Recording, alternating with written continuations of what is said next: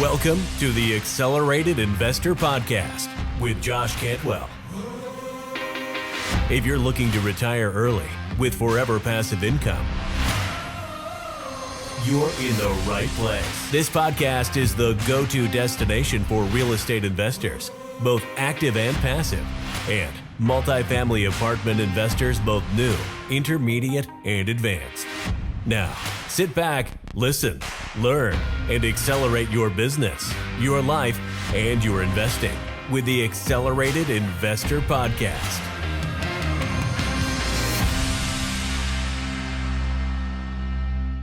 So hey there, this is Josh. Welcome back. And listen, I want to explain to everybody today some of the operational threats to your deals, your commercial multifamily deals that we've experienced, challenges that we've had, in this case, specifically with property managers that can threaten your deal, that can threaten to take down your deal, that can threaten to create negative cash flow in your deal. So today, in this series of operational threats, we're going to talk about threat number 3, property management failures. And so let's talk about some of the things that I've personally experienced. And so we talked about operational threats to a business. I definitely feel like there's a lot of deals that people bought over the last 2 to 5 years, and they bought them with major mistakes where they bought them with the wrong kind of debt. They bought them with short-term financing, and that deal is going to possibly lose money and bleed because the cost of that debt's going to go up. Okay. So over the last couple of years, I've seen guys buy a building and they want to get the highest leverage possible. So they get a bridge loan. That bridge loan has a 2-year or a 3-year or a 4-year term.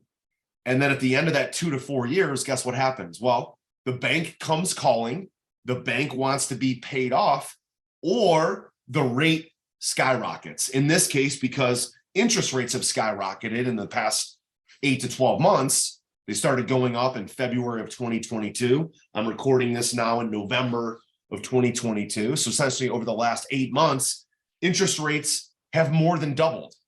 I bought a property in 2021 with a 3.25% interest rate. Today, if I went to buy that same property, the interest rate would be 6.5%. So the interest rate is literally doubled. And so that creates a threat to your deal that the cost of debt will go up.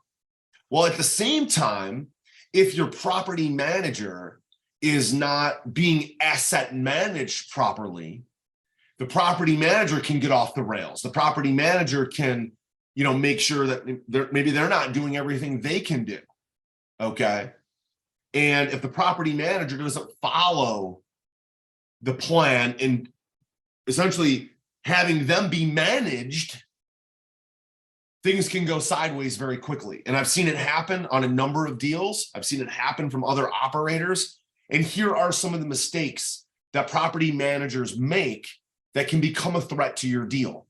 Okay. And this is also some of the things that you need to ask your property manager when you're interviewing them, when you take on a new asset, when you buy a new property, some of the things that you need to ask them. So number one of the problems I've seen is that when property managers receive invoices from vendors, that they're not loaded into the accounting system. Let's say it's Appfolio, let's say it's Yardi, let's say it's any one of the systems that are out there, that those accounts payable are not loaded into the system and paid on time.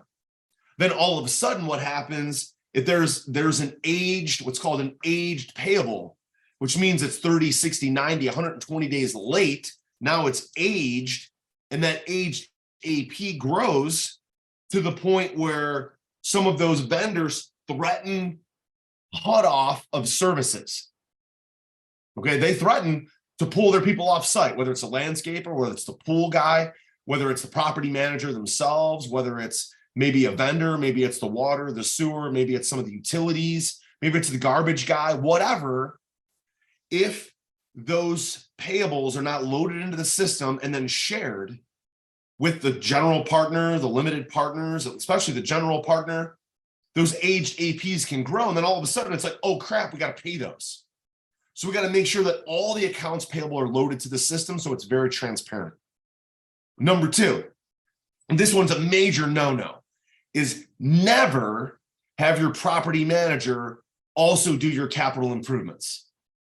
I have a number of property managers. They all want to do the capital improvements. They all claim that they can do the capital improvements. There's absolutely no way I would allow the property manager to also do the CapEx. Okay, so what we're talking about is unit turns. You're talking about sealing and striping driveways. You're talking about roofs, windows. You're talking about boiler systems, commons, landscaping, amenities. Okay.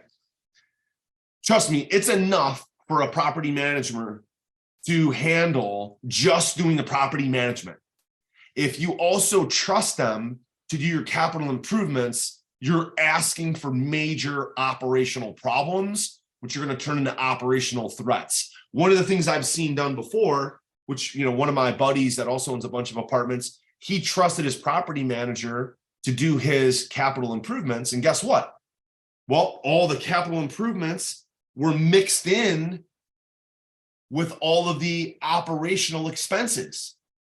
So now it looks like all those operational expenses are through the roof, which they're not. It's actually a separate category.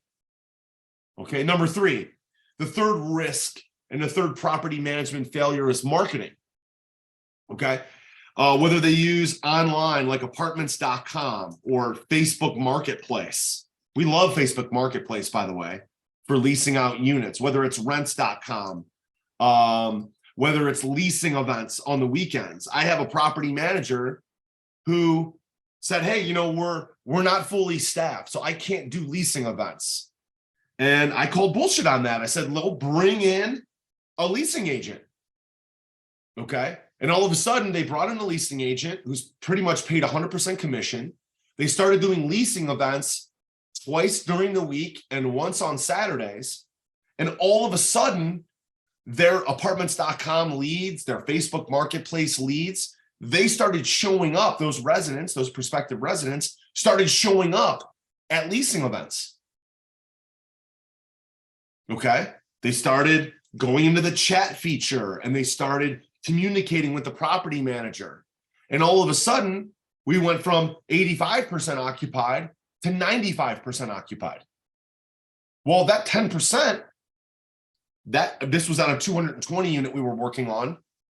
That's 20 leases times roughly $950 a unit. That's about $20,000 a month. The property went from slightly bleeding cash to cash flow positive because we forced the property manager to do leasing events. And they said, well, we're not going to do leasing events. We don't have the time. We don't have the manpower. I said, basically called bullcrap. You're going to do leasing events or I'm going to find a different property manager. And so that's something that comes down to asset management. You as the general partner need to asset manage the property manager and make sure that they're doing proper marketing. Facebook Marketplace, apartments.com, rent.com. They're syndicating out. They have updated photos, right? It's amazing to me when we turn units at some of these buildings and we have amazing new properties with brand new photos that the property manager doesn't take the time to go update the photos. Okay, well, go update the photos. Make sure that they're updated. Check apartments.com, check Facebook Marketplace, check their websites, and then make sure you're following up with regular recurring leasing events. We require leasing events every other Saturday. Okay. So it's really important that you asset manage the marketing, make the property manager do the marketing, but that you manage the manager. Okay. Another operational threat from a property manager perspective is the utilities. I actually looked at my P&L on one of the 300 unit buildings that I own. And I noticed that the garbage bill, the annual garbage budget for taking out the trash, the annual budget was $24,000 a year, $2,000 a month. And when I bought this building, I noticed that the garbage had already we had already paid over $54,000 to one of the garbage contractors. So I got on the phone with the property manager and I said, hey, what's going on with the garbage? And they said, well, yeah, you guys are doing a lot of CapEx. You're doing a lot of capital improvements. So the garbage company is coming out and they're having to, take out the dumpsters and replace the dumpsters more than we had originally planned. And I said, well, actually, no, that's not the case, because the dumpster company that you use for regular resident trash, that was a company called Rumpke. And there was a different trash contractor for the capital improvements. Okay. And that one was built into our CapEx budget. I said, so their Rumpke is not coming out more than normal and swapping out the dumpsters. So then they decided to go look at the bills. They looked at the ledger, and what they found was that Rumpke, instead of charging us $2,000 a month to swap out the dumpsters for all the residents, they were charging us $2,000 per pickup. Okay. And so instead of having a bill that was $2,000 a month, the bill was over $10,000 a month because Rumpke had made an accounting mistake. So when you get your P&Ls, you got to make sure that you have a budget in there that you start with, and then check what they're spending versus what the actual budget was. Are you ready to automate and explode your real estate investing? We're searching for extremely motivated individuals who are sick and tired of wasting time and want to finally see real results from their real estate investing business. We're searching for investors looking to get to the next level and become a bigger, better version of themselves while being a more successful real estate investing entrepreneur. Apply for mentoring and coaching at joshcantwellcoaching.com/podcast. That's joshcantwellcoaching.com/podcast. Another property management failure that I've seen is that the property manager is not sticking to the budgets. Okay. If they want to do marketing, or they're just going and spending money on marketing willy-nilly. And I said, no, there's a budget for marketing. You have to stick within the budget. Okay. There's a budget for your staff, for your property managers, your maintenance techs. There's a budget for plumbing. There's a budget for repairs and maintenance. You got to stick within that budget. And if you're going to go over that budget, you got to ask us for permission. Okay. Another property management failure that I've seen is that they're significantly overstaffed. And I'll give you an example. Every time we buy a building, we have a formula of what we're willing to spend. And that formula is $500, write this down, $500 per unit per year for property management salaries. Okay. So if we went and bought a 200 unit building, we'd multiply that times $500. And that means we're allocating $100,000 for property manager salaries, bonuses, healthcare. All of that goes into that $100,000 budget. So write that down. Okay. $500 times the 200 units, $500 times, it could be a 50 unit, could be a 500 unit, doesn't matter. $500 for property management times the number of units. That's your budget. Then for maintenance, the budget's $450 per year per unit. So again, if you buy a 200 unit, simply multiply times $450 per unit, you get $90,000. And that's your budget for maintenance techs. Okay, for the salaries for your maintenance guys. Well, we were onboarding a new property, and the CEO of the property management company came at me and said, well, no, the national average for property managers and for maintenance techs, the national average is $1,250 per year per unit. And I said, well, frankly, I don't really care what the national average is. Okay. The national average could include properties in San Francisco, very expensive. New York, New Jersey, very expensive. Could include properties in, pick a city: Denver, Tucson, San Diego, Seattle, Chicago. I don't operate in any of those cities. So don't give me some BS about the national average. What I care about is, what am I willing to spend in my market? Okay. And so I said, no, this is what we're going to stick to. We got to find a way to reallocate. Maybe some people have to be let go. Maybe some people have to be moved to some other buildings. And so if you just let your property manager dictate what your budget is, they're going to go over budget. I can guarantee you that. Okay. And so those are my budgets for repairs and maintenance payroll and for my property management payroll. Okay. Finally, another operational threat that's a typical failure of a property manager that you got to make sure that you are on top of and you're asset managing is leasing below guidelines. Okay. So if you have a building that has some vacancy, let's say it's 10% vacant, 20% vacant, 25% vacant. Okay. And your property manager starts to cut corners on letting people move in just to fill up units. They're letting people move in, okay, below your guidelines. Okay, one of the guidelines is they have to have gross income that's 3x the rent. Okay, that's one of the income criteria. Obviously, you have to verify employment, verify if they have prior evictions, or verify if they have prior felonies. If they don't have a job, if they have evictions and they have prior felonies, then they're not, okay, we're not going to lease to them. Well, I was a partner in a building at one time where the property manager, unbeknownst to her own company, okay, we had hired a third-party property manager. That third-party property manager had a regional manager, and the regional manager wasn't even aware that the property manager and the leasing agent was leasing properties, leasing out units below the guidelines. Okay.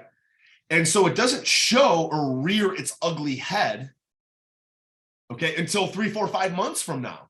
When they move in, maybe they pay the first month's rent, the second month's rent, and then they default on their rent, and now there's an eviction. Well, if you have 10% of the portfolio or 10% of that complex that's now been leased below the guidelines, where you didn't verify income at 3x the rent, you didn't verify employment, you didn't verify evictions or felonies, it's going to rear its ugly head 4 or 5 months from now, and all of a sudden you're going to have a major 5%, 10%, 20% of your building where they're not paying. And now you have to go through the evictions, the kickouts, and then you got to turn the unit a second time, and then you got to release them out. That can cause a major, major cash flow problem. And if you have debt that's now coming due, now you're in deep trouble. Okay. And so these are major operational threats that I, as an asset manager, if you're the general partner in charge of asset management in our business, my partner's name is Tyler, he's in charge of asset management. These are all of the characteristics, the KPIs, the important numbers that he tracks on a bi-weekly basis. Okay. So these operational threats from property management failures include: 1, not loading the payables into the system. 2, do not allow your property manager to also do your capital improvements. 3, under marketing the property. 4, overpaying utilities. 5, not sticking to budgets. 6, being overstaffed in property management and maintenance. And finally, number 7, leasing below the guidelines. Those are all property management failures that I've seen in some of my own buildings, but primarily in other buildings that I've even gone to buy, and I've seen these problems with the former owner. Okay. So I hope you enjoyed this episode, this solo cast. If you are getting a lot out of this, guys, please right now open up your phone, smash down on the subscribe button, leave us a 5-star rating, leave us a review. Let us know if this is helping you get more confident in the way that you manage your buildings. Okay. And also, as we round out 2023, I want to make sure that you're aware of some opportunities. Number one, if you're a limited partner looking to build a relationship and have some investment capital, go to freelandventures.com/passive and register on our portal, okay, so that you can see any upcoming deal flow that we may have. Number two, if you're a current operator and you're looking to level up your business and you're looking for a network of investors that can sponsor loans, that can raise money, that can do property management, do capital improvements, if you're looking to become part of a group to really build out your network, if you're looking for coaching and partnering and mastermind, go to joshcantwellcoaching.com right now and apply to be a member of our Forever Passive Income Mastermind group. Okay, we've got almost 100 members. They're all operators, they're limited partners, they're passive investors, they're active investors, all looking to grow their portfolio using best practices. Finally, number three, I'm going to be teaching a 3-day event where I'll be focused on making sure that my mastermind members get today's absolute best strategies like I'm sharing with you right now, and get those strategies from me, from my playbook, from my operational handbook. And I'm going to be teaching that for 3 days to my mastermind members, and they pay $10,000, $20,000 plus $500 to $1,000 a month to be a member of that group. But what I've decided to do was allow people who are not members of the mastermind to attend that for 3 days, to get a taste of what it's like to manage buildings, to buy buildings, to acquire, to do the capital improvements, to refinance buildings, and learn how to structure your debt and how to do your acquisitions and raise money. So if you go to foreverpassiveincome.com, there you can secure a ticket to one of my upcoming virtual boot camps to learn exactly the entire multifamily investing system from A to Z. It's the things that I've learned over the last 6 years in acquiring over $400 million in real estate and buying over 4,400 units.